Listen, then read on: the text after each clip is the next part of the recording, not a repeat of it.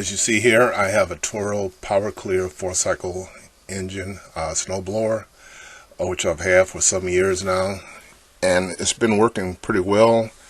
Unfortunately, due to laziness from last winter season, I did not, like I typically do, empty out the gas or run out the gas to make sure I have a dry tank, so that come this time in the winter time, the next season, all I have to do is give it a couple of pulls and off I go. Like I said, unfortunately, I didn't do that, and now it won't start. To get it repaired, take it into a repair shop. They're talking somewhere near the order of $200. I think I can do it myself, so this is my first try. I'm going to use an old school technique, and if that doesn't work, I'll take it into the authorized dealership, let them repair it, and basically what they're going to do is they're going to change the filter, rebuild the carburetor, and that's going to cost approximately $200. Because the weatherman is predicting 4 to 8 inches, and now he's changed it to 8 to 10 inches, I'm pretty sure there's going to be a backlog of people trying to get their snowblowers serviced. So it might not even be, after paying that fee, it might not even be waiting a couple of days, maybe a week or two to get it back, just because of everyone else rushing in to get their snowblower started. So this is my version of going through an old school method of getting my snowblower started, which also works for lawnmowers as well. With me getting through that long rant, what I'm doing, just to catch up on the actual video, I'm removing 2 screws near the top of the shroud, the red shroud, and then there's a small screw on the left side of the shroud that has to be removed.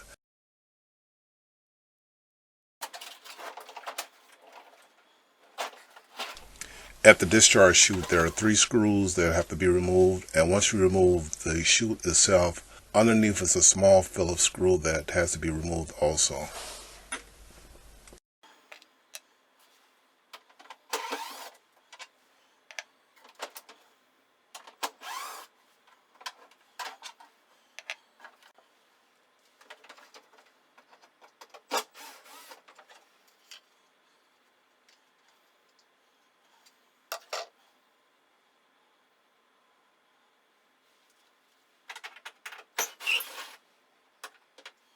Now at the front of the red shroud, there are 2 large Phillips head screws that have to be removed, and that completes all the screw removal. Now you have to do is just unscrew the gas cap cover and remove it and slip the shroud off. If there's gas in the gas tank, make sure you put the cover back, make sure you put the cap back on during the interim work. Okay, it's time for old school. Here's the basics to old school technique of getting this snowblower prepared. 1, remove the spark plug. Step 2, make sure it's clean and not wet. If it is dirty, brush it off with an old toothbrush or wire brush. And if it's wet, dry it off and also warm it up with a heat gun or a torch or even a big lighter. Step 3, and insert back into the combustion chamber. Step 4, before reinstalling the spark plug, I would recommend giving it a couple of squirts of starting fluid directly down into the carburetor combustion chamber and then reinstall the plug.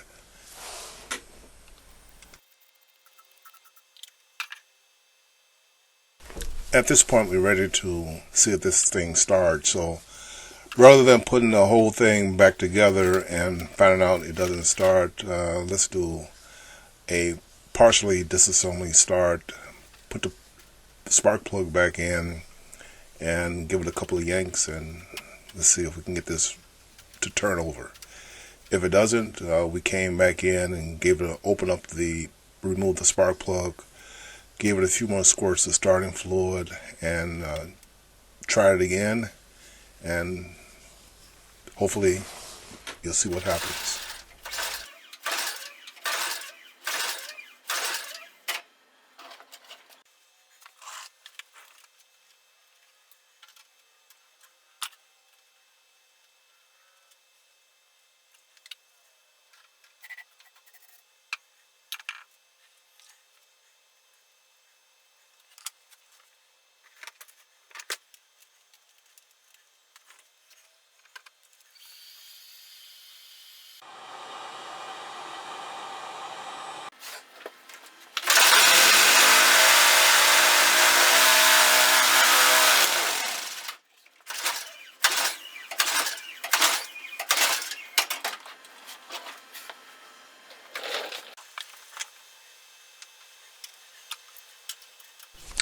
For the third time, we're removing the spark plug and just repeating again.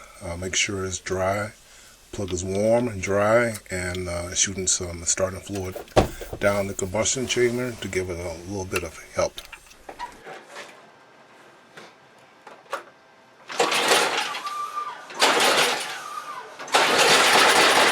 Third try, finally it's running.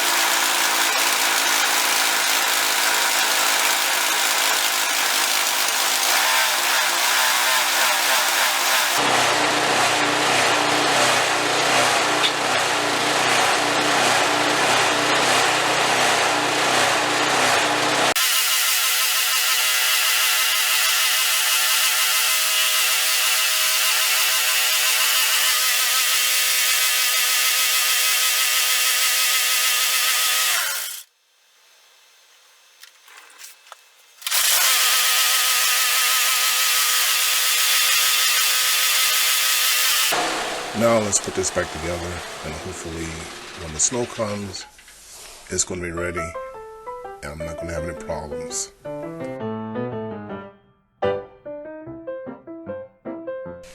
It needs a little tune-up, but it's running. I'll worry about the tune-up later.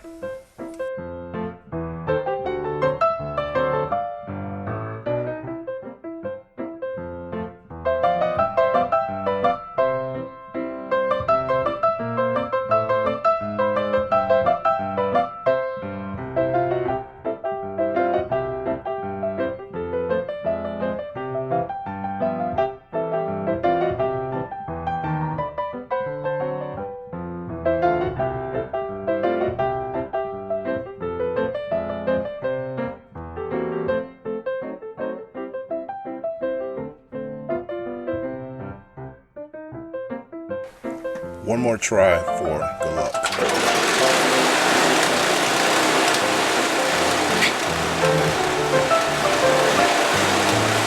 A little bit of polish to show off my completed project. Give it a little bit of shine. So when I get that first snow, it's going to look great.